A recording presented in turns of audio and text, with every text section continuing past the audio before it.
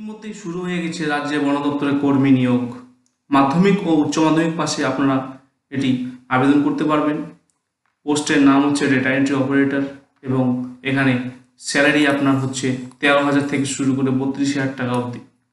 তো কিভাবে আমরা এই ফর্মটি অ্যাপ্লাই করব এর পুরো ডিটেলস আমরা জেনে নেব পুরো ভিডিওতে। তো ভিডিওটিকে স্কিপ না করে শুরু থেকে শেষ পর্যন্ত অবশ্যই দেখবেন। যারা আমার চ্যানেল নতুন ভিজিটার তাদেরকে বলবো অবশ্যই আমার চ্যানেলটি সাবস্ক্রাইব করে পাশে থাকা বেল আইকনটি অন করে রাখবেন, যেন আমি ভিডিও আপলোড করার সাথে সাথে আপনারা সেই আপডেট সঙ্গে সঙ্গে পেয়ে যান। তো চলুন বেশি কথা না বলে আজকের ভিডিওটি স্টার্ট করা যাক। তো বন্ধুরা, আপনারা এখানে দেখতেই পাচ্ছেন যে একটি সংবাদ মাধ্যমে এটা প্রকাশিত হয়েছে, পশ্চিমবঙ্গ খাদ্য দপ্তরে কর্মী নিয়োগ, এক্ষুনি আবেদন করুন। ঠিক আছে, এর পুরো ডিটেলস আমরা আজকে এখানে পড়ে নেব, দেখে নেব একটু করে। পশ্চিমবঙ্গ খাদ্য দপ্তরে কর্মী নিয়োগের বিজ্ঞপ্তি প্রকাশিত হয়েছে। নিয়োগ করবে ওয়েবেল টেকনোলজি লিমিটেড। এটি পশ্চিমবঙ্গ সরকারের অধীনস্থ একটি সংস্থা। সরকারের বিভিন্ন দপ্তরে কর্মী নিয়োগ করে থাকে ওয়েবেল টেকনোলজি লিমিটেড। এর শর্টকাট নাম হচ্ছে WTL। সম্পূর্ণ চুক্তিভিত্তিক পদে এই কর্মী নিয়োগ করা হবে। তারপরে এখানে আপনারা দেখতে পাচ্ছেন পদের নাম। প্রথমে দেওয়া আছে ডেটা এন্ট্রি অপারেটর 4টি, সফটওয়্যার সাপোর্ট পার্সোনাল 4টি, মানে 4টি করে পোস্ট খালি আছে। তারপর আপনার এখানে আছে .NET 4টি, ডাটাবেস অ্যাডমিনিস্ট্রেটর 1টি, সিনিয়র সফটওয়্যার ডেভেলপার 1টি। এবার আমরা দেখে নেব শিক্ষাগত যোগ্যতা।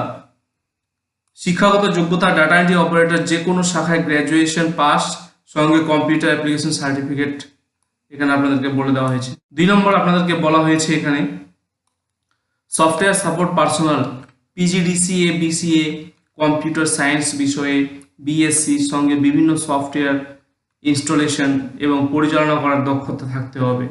তারপর এখানে আপনার বলা হয়েছে software developer .NET first class MCA or first class MSc in IT, computer science or first class BE in IT, computer science or first class BTech in IT, computer science with skill in software design, development, documentation and implementation support. তারপরের পয়েন্টটি আমরা দেখে নেব। এখানে আলোচনা করা হয়েছে database administrator যদি আপনি পদে অ্যাপ্লাই করেন তাহলে আপনাকে কি কি যোগ্যতা থাকতে হবে। আপনার এখানে first class MCA or first class MSc in IT, computer science or first class BE in IT, computer science or first class BTech in IT, computer science সঙ্গে সংশ্লিষ্ট ক্ষেত্রে যে কোনো সরকারি প্রকল্পে 5 বছরের কাজের অভিজ্ঞতা থাকতে হবে। তারপরে পদটি আমরা দেখে নেব সিনিয়র সফটওয়্যার ডেভেলপার।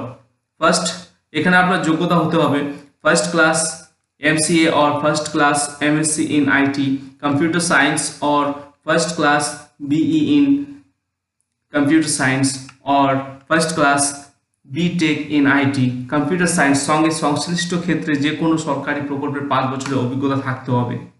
এক্ষেত্রে আপনার 5 বছরের অভিজ্ঞতা চাওয়া হয়েছে। এবার চলে আসবো আমরা বেতন ক্রম। এখানে আপনারা দেখতেই পাচ্ছেন ডেটা এন্ট্রি অপারেটর প্রতি মাসে 13,000 টাকা। তারপর হচ্ছে সফটওয়্যার সাপোর্ট পার্সোনাল প্রতি মাসে 18,000 টাকা। তারপর হচ্ছে সফটওয়্যার ডেভেলপার .NET প্রতি মাসে 27,000 টাকা। নেক্সট হচ্ছে ডাটাবেস অ্যাডমিনিস্ট্রেটর প্রতি মাসে 32,000 টাকা। সিনিয়র সফটওয়্যার ডেভেলপার প্রতি মাসে 32,000 টাকা। তো এই হচ্ছে বেতন ক্রমের সিস্টেম। তো আপনারা যে পদে আবেদন করে থাকবেন তার পুরো ডিটেলস এখানে দেওয়া আছে। আপনারা অ্যাপ্লাই করার আগে অবশ্যই পুরো সম্পূর্ণ ডিটেলসটি জেনে নেবেন। এই ভিডিওতে যা কিছু আলোচনা করা হচ্ছে তার সমস্ত কিছু ডিটেলস আপনি ডিসক্রিপশনে পেয়ে যাবেন। ভিডিও ডিসক্রিপশনে অবশ্যই চেক করবেন। PDF ফাইল থেকে শুরু করে অফিসিয়াল লিঙ্ক যা কিছু আছে সব ডিটেলস আপনারা পেয়ে যাবেন। এর পরের পয়েন্টটি হচ্ছে আবেদন পদ্ধতি। আবেদন করতে হবে নির্দিষ্ট ফরম্যাটে। আবেদনপত্র পূরণ করে সঙ্গে সঙ্গে নথিপত্র সংযুক্ত করার পরে সব নথিগুলোর একটি PDF ফাইলে নিজের ইমেল আইডিতে পাঠাতে হবে। ইমেল আইডিটি এখানে আপনার বলেই দেওয়া হচ্ছে আবেদন পাঠানোর ইমেল আইডি। এই ইমেল আইডিটা আপনারা কপি করে নেবেন। কপি করে নিয়ে এখান থেকে আপনারা যে ফরম্যাট আপনারা সাজাবেন সেই ফরম্যাটটি এই ইমেল আইডিতে ফরওয়ার্ড করে দেবেন। এরপরে আমরা দেখে নেব আবেদনপত্রের সঙ্গে যেসব নথিপত্র আপনাদেরকে জমা করতে হবে। তো এখানে বলে দেওয়া হচ্ছে জন্মের প্রমাণপত্র হিসেবে মাধ্যমিকের admit card, Aadhaar card, voter card, PAN card, শিক্ষাগত যোগ্যতার প্রমাণপত্র, কম্পিউটার অ্যাপ্লিকেশন এর সার্টিফিকেট প্রযোজ্য হলে, অভিজ্ঞতার শংসাপত্র প্রযোজ্য হলে। তো এখানে আলোচনা করে দেওয়া হয়েছে। তো আবেদনপত্রের শেষ তারিখ হলো 12ই অক্টোবর। তো এটি অবশ্যই আপনারা মাথায় রাখবেন। তারপরে এখানে আপনার ডাউনলোড লিঙ্ক দিয়ে দেওয়া হয়েছে, ঠিক আছে। এখানে আপনার ক্লিক করলেই সেই ডাউনলোড পিডিএফ ফাইলটি পেয়ে যাবেন। এই পিডিএফ ফাইলের ডাউনলোড লিঙ্ক আমি ডিসক্রিপশনে দিয়ে দেবো। তারপরে এখানে আপনারা দেখতেই পাচ্ছেন এখানে অফিসিয়াল ওয়েবসাইট দেওয়া হয়েছে। তো অফিসিয়াল ওয়েবসাইটটি আমি আগে থেকে ক্লিক করে রেখেছি, আমি আপনাদেরকে দেখিয়ে দেবো। তো এই যে অফিসিয়াল ওয়েবসাইটটি আপনারা এখানে এসে দেখতে পারবেন। এই লিঙ্কটিও আমি ভিডিও ডিসক্রিপশনে মেনশন করে দেবো, আপনারা অবশ্যই এখানে ভিজিট করবেন। এক নজরে আমরা এবার দেখে নেব ফর্মটির ইন্টারফেস কীরকম আছে। তো আপনারা এখানে প্রথমে দেখতেই পাচ্ছেন যে কি কি ডিটেলস চাওয়া হয়েছে। 1 নম্বরে বলা হচ্ছে name of the candidate in block letters. অবশ্যই ফর্মটাকে ব্লক লেটার এবং কালো কালি দিয়ে ফিল আপ করবেন, আপনার ক্ষেত্রে ভালো। এবং 2 নম্বরে নেম অফ দ্য ফাদার, বাবার নাম এখানে আপনি মেনশন করে দেবেন। ডেট অফ বার্থটা আপনি মেনশন করে দেবেন। তারপর আপনার জেন্ডারটা মেনশন করে দেবেন। ন্যাশনালিটি অবশ্যই ইন্ডিয়ান। ডোমিসিকেল যে আপনার যা আছে, ডোমিসিল যা আছে স্টেট, তো এখানে আপনি বসিয়ে দেবেন। তারপর আপনার হচ্ছে রিলিজিয়ন, আপনার জাতি কি, তারপর হচ্ছে কাস্ট, কোন কাস্টের মধ্যে আপনি পড়েন। তারপর 9 নম্বরে আমরা এখানে চলে যাব person, occupation and remuneration if employed, ঠিক আছে। তারপর আমরা এখানে 10 নম্বরে চলে যাব। 10 নম্বরে একটু দেখে নেব কি কি বলা হয়েছে। 10-11 নম্বরে name of the organisation with address, আপনি অবশ্যই এখানে আপনার তার ডিটেলস ফিল আপ করে দেবেন। এবং 11 নম্বরে বলা হয়েছে অ্যাড্রেস ফর কমিউনিকেশন, এখানে আপনার অ্যাড্রেসটি আপনি বসিয়ে দেবেন। যেমন এখানে সিটির নেম চাওয়া হয়েছে, তারপর pin code number, email ID, phone number, mobile number, etc যা যা চাওয়া হয়েছে আপনি এখানে বসিয়ে দেবেন।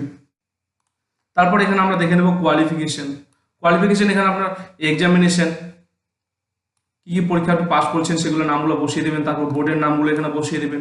তারপর ইয়ার অফ পাসিং, কোন সালে পাস করেছেন। তারপর কি কি সাবজেক্ট আপনার নেওয়া ছিল, পার্সেন্টেজ কত ছিল, গ্রেড হিসাবে পার্সেন্টেজ কত ছিল, সেই জিনিসগুলো আপনি এখানে বসিয়ে দেবেন। এই পর্যন্ত আপনাকে শুধু করতে হবে এই ফর্মটিকে ডাউনলোড করে এটিকে ফিল আপ করে পিডিএফ ফাইলে কনভার্ট করে যে ইমেলটি উপরে মেনশন করে দেওয়া হয়েছে সেই ইমেল আইডিতে আপনি এটাকে ফরওয়ার্ড করে দেবেন। অবশ্যই অ্যাপ্লিকেশন ফর্মের মধ্যে আপনার মোবাইল নাম্বারটি মেনশন করা থাকছে। তো চাইলে তারা মোবাইল নাম্বারেও আপনার আপডেট দিতে পারেন, নোটিফিকেশন পাঠাতে পারেন বা ইমেল আইডিতেও। তো সাধারণ এই ক্ষেত্রে এসব ক্ষেত্রে হয়ে থাকে কি ইমেল আইডিতেই আপনার নোটিফিকেশন পাঠানো হয়। তো আপনি নিশ্চিন্তে ফর্মটি ফিল আপ করে ফরওয়ার্ড করে দেবেন, তারপর নিশ্চিন্তে থাকবেন। অবশ্যই আপনাকে, আপনি যদি সিলেকশন আপনার হয়ে যায় তাহলে আপনাকে অবশ্যই নোটিফিকেশন করে তারা জানিয়ে দেবে। তো ভিডিওটিকে শেষ পর্যন্ত দেখার জন্য অসংখ্য ধন্যবাদ। যারা এখনো অবধি আমার চ্যানেলটিকে সাবস্ক্রাইব করেন তারা প্লিজ সাবস্ক্রাইব করে বেল আইকনটি প্রেস করে রাখবেন, যেন ভিডিও আপলোড করার সঙ্গে সঙ্গে তার নোটিফিকেশন আপনারা পেয়ে যান। এভাবেই আরও নিত্য নতুন খবর পেতে আমার চ্যানেলটিকে অবশ্যই সাবস্ক্রাইব করবেন। দেখা হবে পরের ভিডিওতে। ততক্ষণ পর্যন্ত সবাই ভালো থাকবেন, সুস্থ থাকবেন।